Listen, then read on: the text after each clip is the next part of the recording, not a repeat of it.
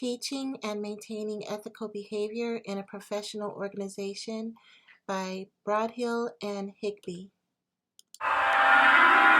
The old Sunland Hospital site is one place you don't want to visit at night. Down an unassuming residential street on government property, you'll find the loneliest playground in the world.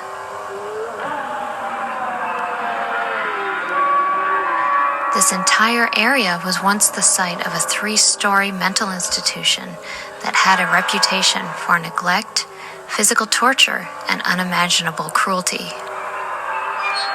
After a local teen fell 3 stories down an elevator shaft, the hospital was torn down and a park was put in its place. Nearby residents still report hearing the sounds of children crying and screaming coming from the park late at night. Parents also refuse to let their children play in the playground, so it sits forever empty. No children, no picnics, no happy families enjoying the outdoors. If you look close enough, you can still see signs of the large building that once stood in this spot.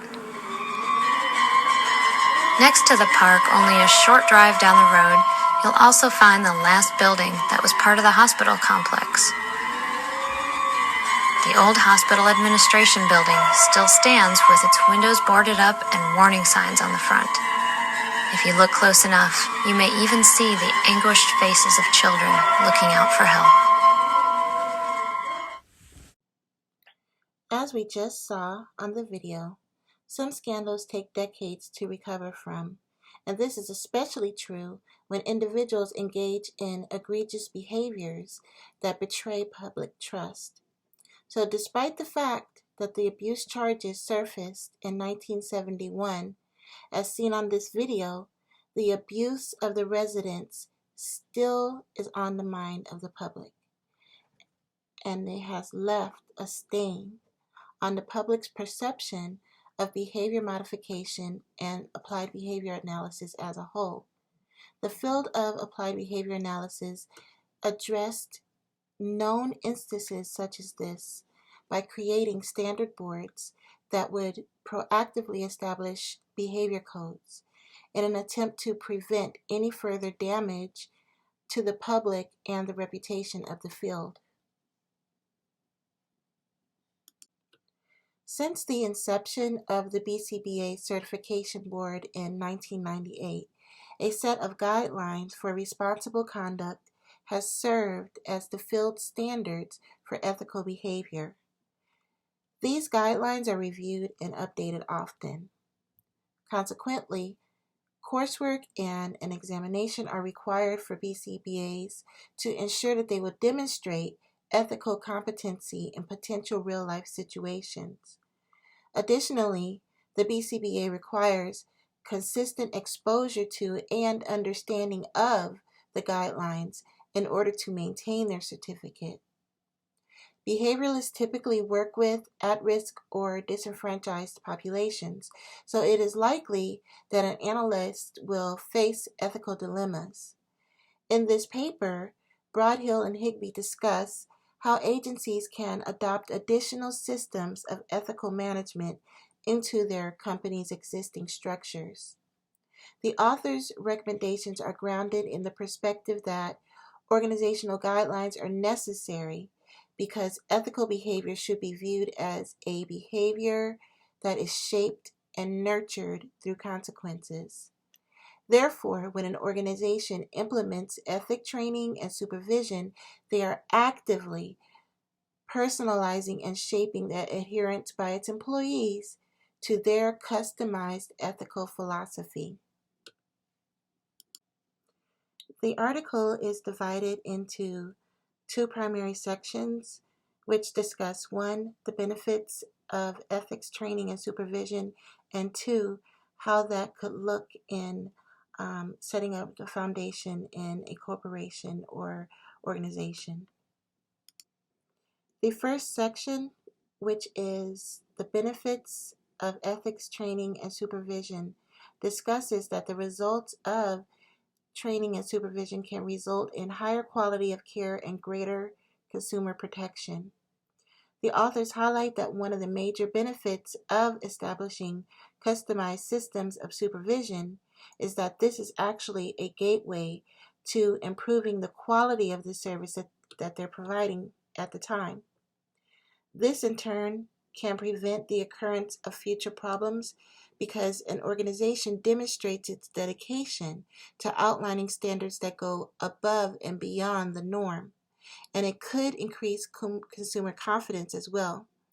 So in order for a company to implement a system of supervision related to the specific type of services that they provide, the authors recommend that a company provide training on company-specific ethics, that they proactively mitigate the loss of consumers, damage to the company's reputation, and possible litigation. And finally, to promote their heightened ethical standing to potential customers. So after outlining all the benefits that the authors perceive a company could inherit by establishing an ethical management system, they describe how a company could go about developing one. So as I discuss these recommendations for the foundation, I will apply the ethic codes that are going to start in January 1st of 2022. The first thing that the authors recommend is to hire an ethics coordinator that would attend local, state, and national ethic conferences. And this first recommendation is aligned with the recommendations that are to follow. A central theme of the foundation would be an ethics coordinator. So this first one would align with 106, which is maintaining competence. Secondly, they believe that the ethics coordinator should develop the in-service materials, and that would be in alignment with 406, providing supervision and training. This person would serve as a reference for those in the company that have less experience with current ethic laws and how those laws align with company policies. Also, the individual would provide individualized supervision and training, and that would align with 401, compliance with supervision requirements, 402, supervisory competence, and 408, which is performance monitoring and feedback. Finally, the person would evaluate ethical behavior as it occurs in the realm of the business, either being proactive and talking to people, getting feelers to see where people are, and possible threats to ethic code violations, but then also to serve as a reference or a problem solver in case something should arise. And those align with 405, which is maintaining supervision documentation, and 406, which is providing supervision and training. In this article, the authors outlined what a potential organizational system of ethics could look like and foundational components to putting one into place. My personal belief is that ethics and morals are something that you're born with, and it's a gift from the Most High God. And obviously, that is not the case all the time. So I feel that it is good to put systems like this in place for monitoring and accountability to protect the public from people who don't necessarily have a strong ethical compass.